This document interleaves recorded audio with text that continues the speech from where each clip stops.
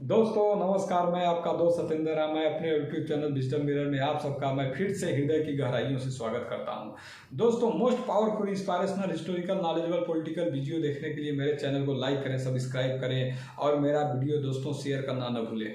दोस्तों आज हम इतिहास की एक बहुत ही रोचक, मज़ेदार और प्रेरणादायक प्रेम कहानी के बारे में हम सुनेंगे। दोस्तों ये प्रेम कहानी है रानी रूपमती और बाज बहादुर शाह के बारे में।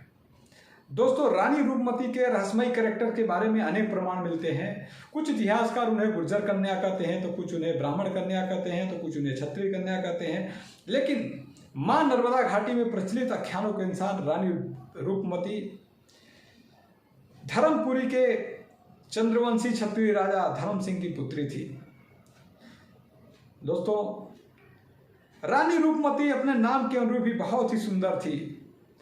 उनकी स्वर लहरी बहुत मधुर थी और गायन वादन कला में निपुण थी। कहा जाता है एक बार धर्मपुरी में भयंकर अकाल पड़ा। चारों तरफ त्राहिमाम मचा हुआ था, प्रजा भूखे तड़प तड़प के मर रही थी। तो किसी ज्योतिषी ने आके राजा धर्म सिंह को कहा, राजन मां नर्मदा का आशीर्वाद लेने के बाद यदि आप पहली संतान को मां नर्मदा को भेंट करते हैं तो आपके राज्य में कभी अकाल नहीं पड़ेगा, आपके राज्य में फिर से खुशहाली दौड़ आ जाएगी। क्योंकि राजा धर्म सिंह प्रजा का हित चाहते थे, प्रजा का भला चाहते थे, प्रजा के हित के लिए वो कुछ भी कर सकते थे। उस ज्योतिषी के कहे अनुसार राजा धर्म सिंह मां नर्मदा की तपस्या करते हैं। मां नर्मदा तपस्या करने के बाद उनके यहाँ रूपमती उनकी पहली संतान के रूप में पैदा होती है। और वो पहली संतान होने के नाते रूपमती को जैसे ही मां नर्मदा को भेंट करने के लिए जाते हैं तो मां नर्मदा उनको रूपमती को राजा को वरदान स्वरूप वापस करती है और कहती है, राजन ये बिटिया आपके राज्य के लिए वरदान है। ये बिटिया डेली हमारे दर्शन करने के बाद अन्न जल ग्रहण करेगी और आपके राज्य में कभी भी भूखा अकाल नहीं पड़ेगा। आपके राजा में, आपके पूरे प्रजा में खुशहाली का माहौल फिर से दौड़ आएगा। आपके राज्य में हमेशा खुशहाली रहेगी। ये मेरा वरदान है। ऐसा कहकर मां नर्मदा चली जाती हैं। दोस्तों रूपमती अपने बाल्यावस्था में ही, बाल्यकाल से ही उनका मां नर्मदा के प्रति बहुत ही गहरा लगाव था। वो डेली मां नर्मदा में नहाती, मां नर्मदा का दर्शन करने के बाद डेली अन्न जल ग्रहण करती थी। वो उनके दिनचर्या का हिस्सा बन चुका था। वो अपने इस संस्कारों को जब तक जीवित रही तब तक निभाती रही। धीरे धीरे राजकुमारी रूपमती बड़ी होती गई और अपने युवा अवस्था में पहुंच गई। दोस्तों थोड़ा हम बाज बहादुर शाह के बारे में चर्चा करेंगे, फिर उनके प्रेम कहानी के बारे में हम डिटेल में जाएंगे। दोस्तों बाज बहादुर शाह का नाम बायजीद बाज बहादुर खान था। बाज बहादुर के पिताजी का नाम सुजात खान था। चूंकि सुजात खान को शेर शाह सूरी ने मालवा का राज्यपाल नियुक्त करके वहाँ पे मालवा का एडमिनिस्ट्रेशन, उनका वहाँ का राज प्रशासन की जिम्मेदारी सुजात खान को दे दिया था। और सुजात खान की मृत्यु 1555 ईस्वी में उनकी मृत्यु हो जाने के पश्चात 1555 से 1562 ईस्वी के बीच में बाज बहादुर शाह मालवा के अंतिम सुल्तान बनते हैं।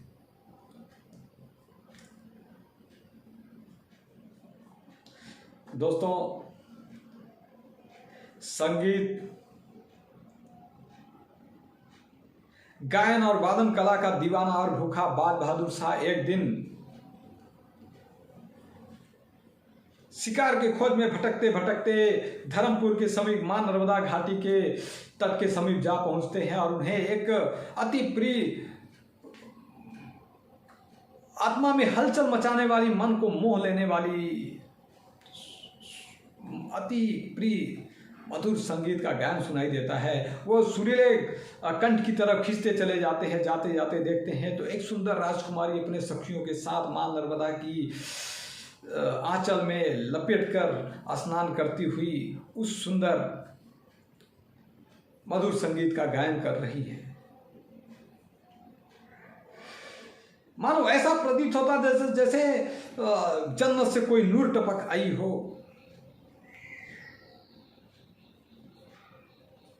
बहुत ही सुंदर गायन करती हैं। उस सुंदर गायन और उनकी सुंदरता पर बाल बहादुर बहुत ही मोहित हो जाते हैं। जब राजकुमारी रूपमती स्नान करने के बाद बाहर आती है, उनके समीप पहुंचती हैं, तो उन दोनों के बीच में आपस में इंट्रोडक्शन होता है। इंट्रोडक्शन होने के बाद पता चलता है कि ये धर्मपुर के राजा धर्म सिंह की पुत्री हैं और एक मालवा के होने वाले अंतिम सुल्तान बाज बहादुर शाह हैं।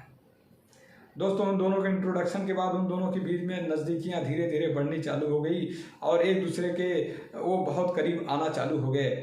और वहीं पर उसी जगह पर डेली छिप छिप कर डेली आपस में मिलने आया करते थे। करते करते उन दोनों के बीच में प्यार और संगीत का जो आग है पूरी धर्मपुरी में और पूरे मालवा में आग की तरफ फैल गई। दोस्तों, रूपमती एक क्षत्रिय कन्या थी। उनके पिताजी धर्म सिंह बदनामी के डर के मारे, प्रजा के डर से अपने बिटिया का विवाह किसी एक दूसरे राज्य के राजकुमार के साथ तय कर देते हैं। कहते हैं कि जिस दिन विवाह आता है, विवाह के दिन ही रानी रूपमती छुपके छुपके बाज बहादुर के साथ मिलने चली जाती हैं और रंगे हाथ में पकड़ी जाती हैं।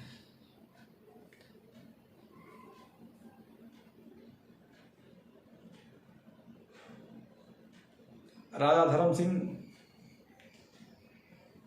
रानी रूपमती को कुल का कलंक समझ बैठते हैं और रूपमती को विष पान करने के लिए विष दे देते हैं।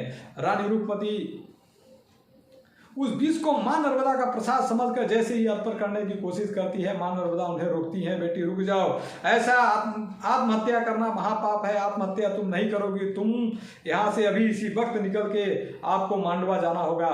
वहीं पर मांडू में पहुंचकर, मालवा में पहुंचकर वहीं पर आपको प्रजा पालन का देखभाल करना पड़ेगा। वहीं पर जाकर आप अपनी संगीत की ज्योति को और डेवलप करो।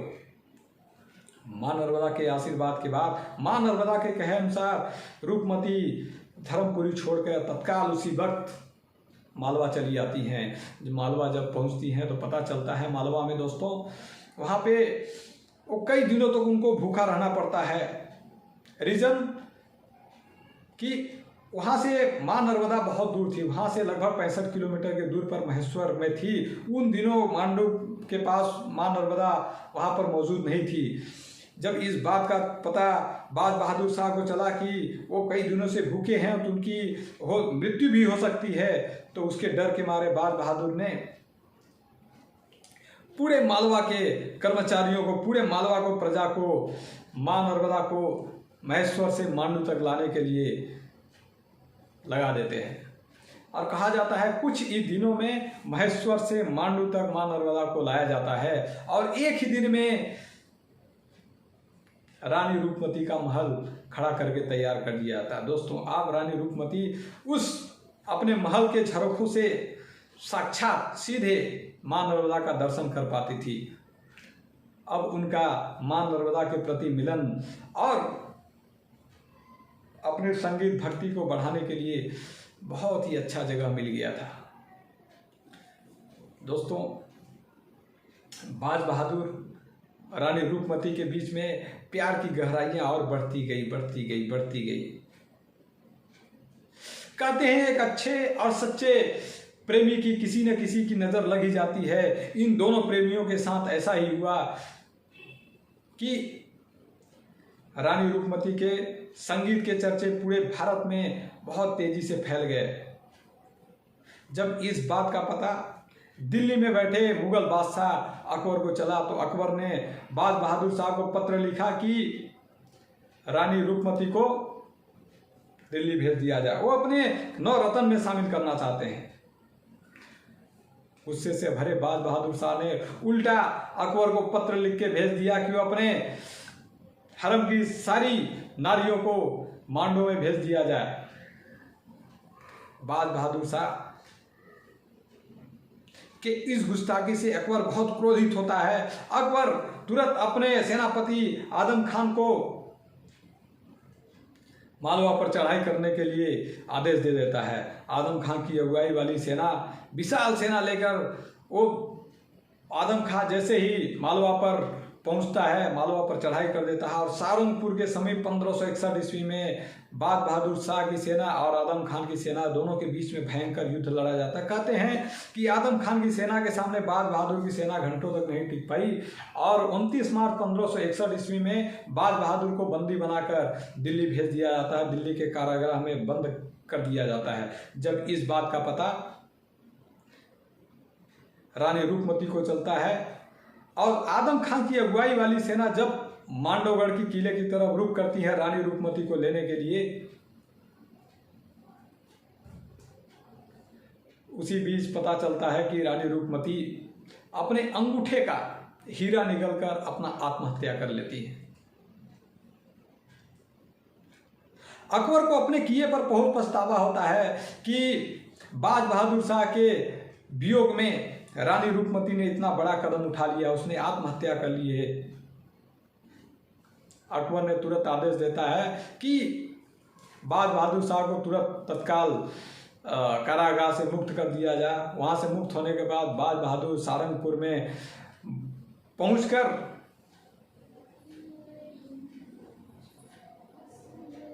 रूपमती के मजार पर अपना भी सर पटक पटक के आत्महत्या कर लेता है।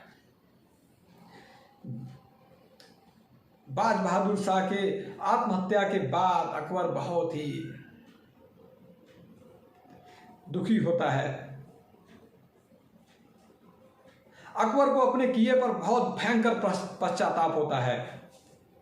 शर्मिंदगी से भरे अकबर ने 1568 ईस्वी में वहां पे सारंगपुर के समीप एक मकबरे का निर्माण करवाता है और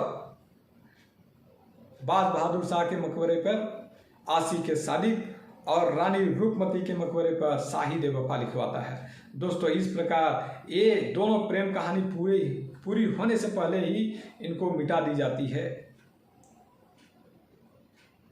कहा जाता है इस मांडवगढ़ के किले में आज भी इन दोनों प्रेमियों की रूहें सुनाई देती हैं और दोनों आज भी मधुर गीत का गायन करते हैं।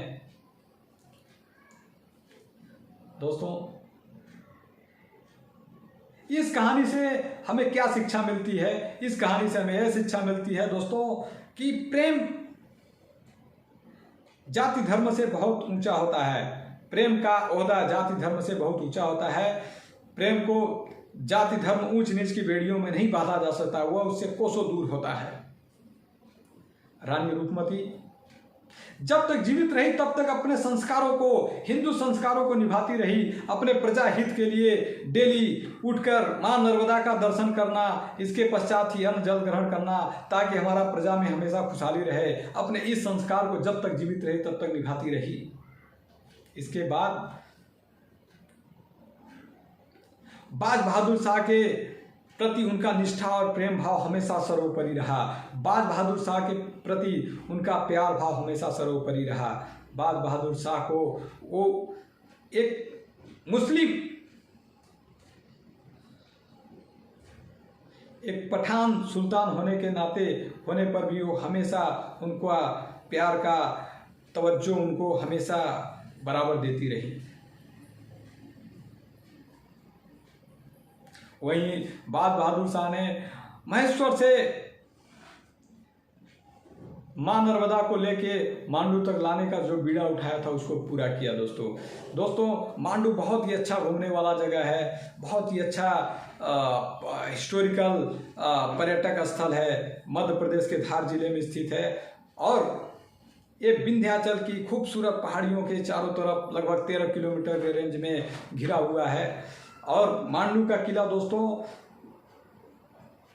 विंध्याचल की विंध्य की पहाड़ियों पर 3500 फीट की ऊंचाई पर स्थित है। मांडू को पहले सादियाबाद के नाम से जाना जाता था। सादियाबाद का अर्थ होता है खुशियों का नगर। दोस्तों पहले इसको खुशियों के नगर से जानते थे। दोस्तों सारंगपुर में जहाँ पर इनकी समाधि बनी हुई है, वहाँ पे वो समाधि सच्चे मोहब्बत, त्याग और समर्पण की अमर प्रेम कहानी का प्रतीक है, जहाँ पर हम प्रतिवर्ष लाखों सैलानी जाते हैं। यह जगह नवयुगल प्रेमी जोड़ों के लिए उनके प्यार के जज्बे को कई गुना बढ़ा देता है और उनके मोहब्बत के जज्बे को, प्यार की खातिर मर मिटने का जुनून पैदा करता है। दोस्तों मांडू में घूमने के लिए बहुत सारे जगह हैं। मांडू में आप जाएंगे तो मांडू में आपको रानी रूपमती का महल, बाज बहादुर शाह का महल, जहाज महल, हिंडोला महल, चंपा बावड़ी, जामा मस्जिद, हुसैन शाह की कब्र इत्यादि कई ऐतिहासिक स्थल मौजूद है। और वहाँ की दोस्तों सबसे मज़ेदार बात है, वहाँ की आबो हवा में अभी भी प्यार बसा हुआ है। वहाँ की सुंदरता अद्भुत है। घूमने की दृष्टि से मांडू में एक बार जरूर जाना चाहिए। वहाँ पर जाके आप जरूर घूमें। दोस्तों मुझे पूरा उम्मीद है मेरी ये कहानी आप सबको जरूर अच्छी लगी होगी। इस प्रेरणादायक कहानियों से आप सबको सबक लेने की, शिक्षा लेने की ज़रूरत है। दोस्तों हर एक इंसान की ज़िंदगी से हमसे कुछ ना कुछ शिक्षा मिलती रहती है। उस शिक्षा को लेकर हम अपने जीवन में उतार कर अपने ज़िंदगी को और कैसे बेहतर बना सकते हैं, इससे हमको हमेशा अपने ज़िंदगी को बेहतर बनाने के लिए नए नए शिक्षा, नए नए इंस्पायरेशनल स्टोरी, नए नए इंस्पायर्ड मैन की कहानियाँ सुनने की बहुत ज़रूरी है। दोस्तों मुझे पूरा उम्मीद है मेरी ये कहानी आप सबको जरूर अच्छी लगी होगी। तब तक के लिए नमस्कार, जय हिंद, जय भारत। आप हमारी अगली कहानी के लिए इंतज़ार करते रहिएगा। मेरे चैनल को यदि आप लाइक सब्सक्राइब नहीं किए हैं, शेयर नहीं किए हैं तो ज़रूर लाइक करें, सब्सक्राइब करें, शेयर करें। दोस्तों तब तक के लिए नमस्कार, जय हिंद, जय भारत।